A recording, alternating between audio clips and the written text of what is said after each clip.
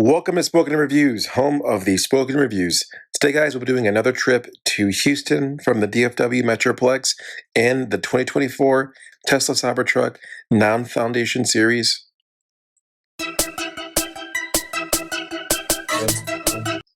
All right, guys, and looks like we're going to be leaving at 73%. Again, I didn't get the chance to fully charge, which is okay because I'm going to protect the battery by not being fully charged. We will have a stop in Waco, and then we will proceed on down to Katy. So let's go for the ride and check it out. All right, just getting on I-35. Of course, a little bit of traffic, so I decided to go ahead and take the toll because just given the time and on a Friday, sometimes it's better just take the toll, right? So bite the bullet, take the toll. And from North Fort Worth down to 35 where the toll ends, really not that bad. Now, I will say that this will be the first time driving without the wheel covers and with the sideboards installed. You guys can see, headed to Waco for the first stop. Looks like it's going to be a 40-minute charge. And again, it's on me because I didn't fully charge. By the time I realized, hey, I was going to make this trip, I plugged in the truck, took a shower, packed my bag, and just hit the road, right? So again, I'll say that it's important to have these types of trips that are unplanned, just so people know that you don't always have to, micromanage with an EV. Sometimes you can just go, right? It does help when you do plan. Here, 50 miles into the trip, again, headed to Waco. So 50 miles in Waco is about 100 miles or so from my house. So just about halfway to the first stop. Again, the truck is riding real smooth. The full self-driving, it's the tale of two stories, right? I love it sometimes, and also it's annoying. But for the most part, this trip, it performed pretty well. So no major complaints. There are a couple times where it does stuff that I wouldn't do as a driver, but in my mind, I'm thinking to myself, all right, it's 2024, full self-driving, every month, every 6 months, every year, it gets exponentially better. And with the more miles that people drive, the better it gets. Here we are, 14 miles from the first stop in Waco. Again, going pretty strong, right? At this point, I'm really just trying to get down to Houston and get down there before the, traffic of getting, home from work. So fourth biggest city in America, you want to be, smart about getting down to Houston.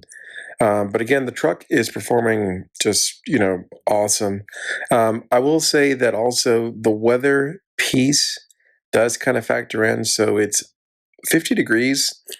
And for me, I'm good with really not running the AC or heat. Got to Waco, charged the truck in, as you can see, with one hand. A little bit of a fail, but I did eventually get it in there, right? So, not going to edit that out. Not going to pretend like I don't make mistakes because we're all humans and I make mistakes. Anyways, guys, so let's hop in the truck and see what the charge speeds are. Again, I've had some pretty good luck with the Waco superchargers over the years. Definitely, good charge speeds. Again, these are still just version 3. I don't know when they'll upgrade to version 4 if they ever will. But typically, they advertise 250, and I can get that, or close to it pretty consistently, right? So you see, we ramp it up, 184, still go 195, 200. Anything above 200 to me, you're doing good. 220, 230, 256. Oh, even faster, right? Now, again, at 30%, with where this is at, this is doing good, right? 256 at 30% is awesome. But as you guys can see, I'll hold it for a little bit. It's not going to stay there that long. That's just the nature of the charging curve. And also with the technology and the software, the truck wants to protect itself. Again, note the time, it's 11:55 a.m. So still, doing pretty good, right? Also, the big thing that I always have to kind of remind myself, this is a much bigger battery. So I had to kind of get used to, because I came out of a Model 3 and I have a Model Y, those charging curves versus the Cybertruck, this battery is twice as big. So charging curve's gonna be a little different. Again, love this, nice and clean location. And that truck, man, that truck is looking good. Just the way the sun is hitting it is just, yeah, yeah. You know what? I wrap? Do I not wrap? I don't know. All right, here we're at 81%. 3 minutes left to continue. And you can see it's telling me, and I'm just, all right, I'm pretty much going to leave when it tells me. But on that topic of wrapping, right? I understand why people wrap it, and I understand the frustration of keeping it clean. But but when that stainless steel is clean, it looks fierce, in my opinion. I am a fan of just the raw metal look. But you know, I've talked about it a little bit. I'll probably wait the 6 months to get wrapped. All right, let's get out of here. Let's pull out. Boom, back on the road. Um, and that's the point, right? Get in, get out, get enough charge, and then go to the next location. Now, mentally for me, I know that once I get to the outside of the Houston area, I will stop and charge another time just to have power in that area. Here, I had to pull over and start the car all over again because I got booted out of the full self-driving. So, guys, if you get booted out, you got to pull over, put it in park, open the door, close the door, open the door, close the door, get back in there. Kind of annoying, but and I think, what did I do? I can't remember. I think I was distracted maybe 3 times and it kicked me out. I don't remember. But again, making good progress here. Again, past Waco, headed to College Station, and then from College Station, 290, and then boom, outside of Houston. So it's not a bad drive. It's still a 4-hour drive in a gas vehicle, and you know, done it a couple ways. If I charged 100%, I could make it without stopping. Half the times I've just left at 70 or 60%, and I've stopped. You could do it either way. Would it be nice to be able to do the whole thing without stopping? Absolutely. If the battery was, maybe 50 kilowatts bigger, to me, that'd probably be the ideal setup. Decisions were made. I'm sure they've done polling and statistics, and they know that, 90% of people's drives are within X miles, and most people don't need it, get it, blah, blah, blah. I still want more battery. Again, here you can see the truck is pre-conditioning, which is always, good. Basically, it's getting the battery at the right temperature. And what I've done is I've gone ahead and I've put the location of the Buc-ee's outside of Houston because, hey, I want to, I need to have battery once I'm around town. But again, the truck is a beast. I mean, it's hard to say it, right? Really don't have any complaints. The truck is meeting all of my needs that I've wanted, right? Again, there's probably this sweet spot in the time of year, fall and spring, for efficiency, right? I'm not having to really heat the truck up, and versus in the wintertime, I'm not having to heat the truck up, which is very helpful. In the summertime, I have to be using energy to cool the truck, right? So, in my opinion, those couple months of fall, those couple months of spring, you're kind of in a sweet spot, not having to, really use a lot of electricity to either heat or cool the truck. You're really just kind of riding, right? Here's kind of a unique view. What I did was I actually recently just got a DJI Pro.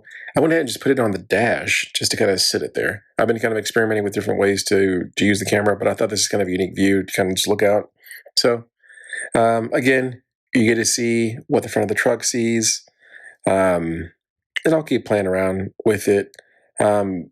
Just different views, different ways to kind of have that first person point of view.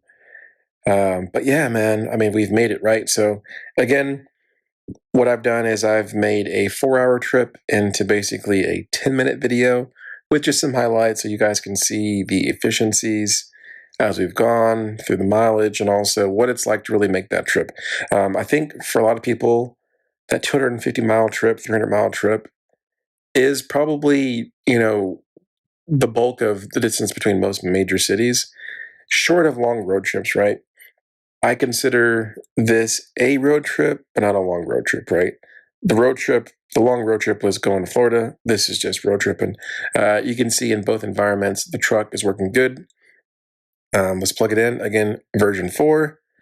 Um, version 4 versus version 3.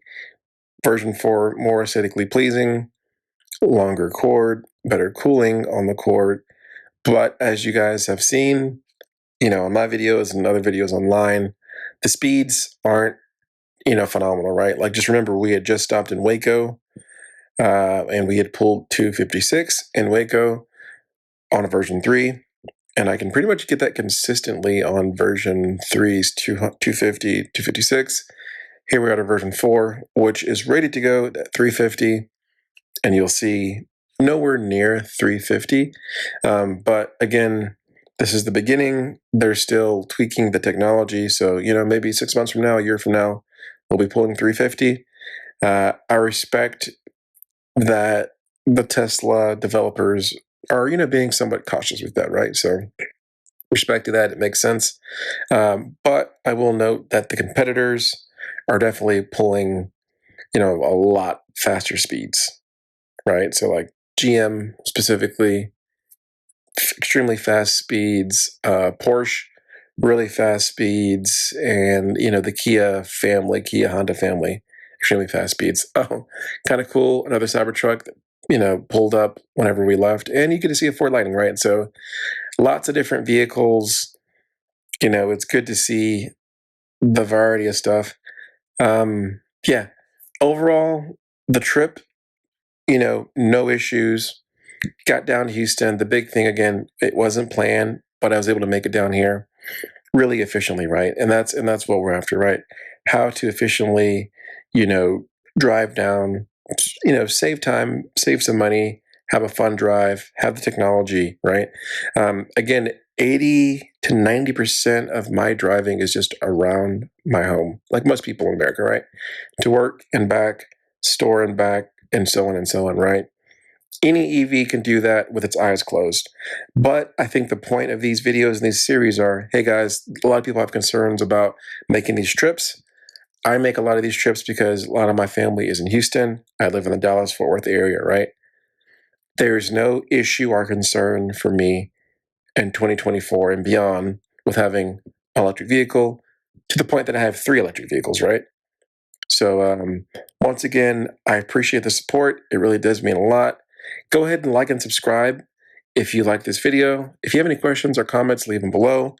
Also, if any of my videos have been helpful for you and kind of helping you understand what it's like to have an EV, what it's like to have a Cybertruck, and you're about to order a Cybertruck or Model 3, Model Y, whatever, go ahead and look at my description of this video and use my referral code, because you're going to get a really awesome discount, and also it's going to help me and the channel, right? So I appreciate that. Got a couple referrals already. You guys are awesome. It definitely does mean a lot, and it really does help the channel. Anyways, guys, thanks for watching. I appreciate it. You guys have a wonderful day. We'll see you soon on the next video, which will be the trip back, which will be actually the following day. I'll make the round trip back. This is Friday, going down there. I'll be driving back on Saturday. Anyways, guys, thanks again. Have a great day.